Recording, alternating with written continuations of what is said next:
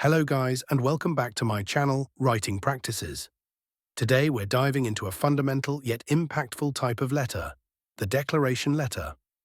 Whether you're asserting ownership, confirming a claim, or providing a formal statement, a declaration letter ensures clarity and accountability. Let's break down how to write one step by step. Be sure to stick around until the end for tips on making your declaration as effective as possible. Sender details.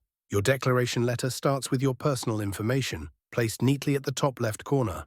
Include your full name, address, email address, and phone number. This section ensures that the recipient knows exactly who is making the declaration and provides them with a way to contact you if needed. For example, John Doe, 123 Maple Street, Springfield, Illinois, 62701. John Doe at example.com, 555-123-4567.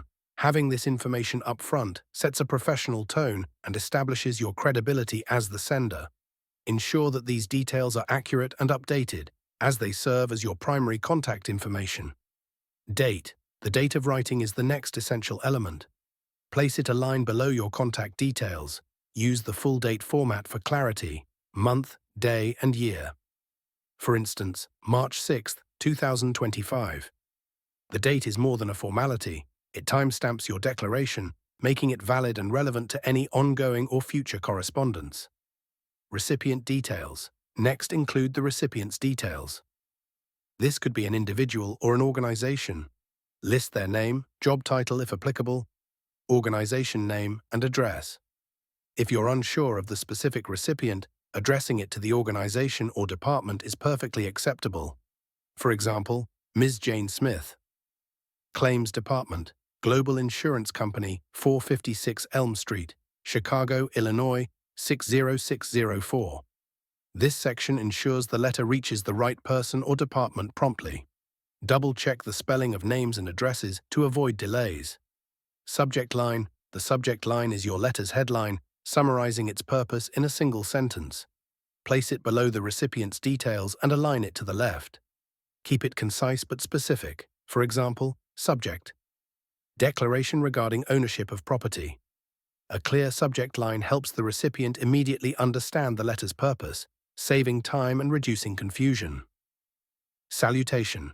Begin your letter with a professional salutation, such as, "Dear Ms. Smith, to whom it may concern, use the recipient's name if known." If not, a general salutation like "to whom it may concern" is acceptable and maintains professionalism. Opening paragraph. The opening paragraph introduces your declaration by clearly stating its purpose. Identify yourself and specify what you are declaring. For instance, I, John Doe, residing at 123 Maple Street, Springfield, Illinois, hereby solemnly declare that I am the rightful owner of the property located at 456 Elm Street, Chicago, Illinois. This straightforward introduction sets the stage for the rest of your letter. Avoid being vague. Precision here is crucial to establishing the context of your declaration. Main body paragraphs. Now comes the heart of your letter, the detailed declaration. Break it into clear, concise points to enhance readability and understanding. Paragraph 1. Details of declaration. In this paragraph, elaborate on the main point of your declaration. Clearly explain the subject matter, providing enough detail to remove ambiguity. For example, the property was purchased by me on January 15, 2010, as documented in the attached deed. I have resided at the property continuously since that date. This adds credibility and provides context to your claim. Paragraph 2. Supporting details. Provide additional information or context to reinforce your declaration. Mention any relevant actions or evidence that support your statement. For example, the property has been registered under my name with the Springfield County Records Office, and I have consistently paid all property taxes and utility bills, as evidenced by the attached records. These details strengthen your declaration and make it harder to dispute. Paragraph 3. Attachments. List any documents you're including to support your declaration, such as deeds, receipts, or identification. For example, I have attached a copy of the property deed, my utility bills for the last 12 months, and my government-issued ID to verify my identity and ownership. Providing supporting documents adds weight to your statement and demonstrates your commitment to transparency. Closing paragraph. End your letter by reaffirming your declaration and expressing willingness to provide further information if needed.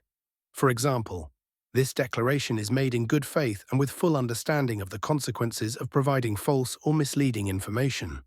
Should you require further clarification or additional information, please feel free to contact me at 555-1234-567 or johndoe@example.com. This reinforces your sincerity and ensures the recipient knows how to reach you for follow-up. Closing and signature. Conclude with a professional closing phrase, such as, "Sincerely, your full name." If submitting a hard copy, sign above your typed name. For electronic submissions, typing your name is sufficient unless a digital signature is requested. And that's how you write a declaration letter.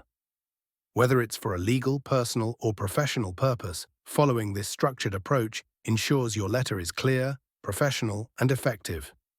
If you found this tutorial helpful, don't forget to like, share, and subscribe to Writing Practices for more practical writing tips. Thanks for watching, and I'll see you in the next video.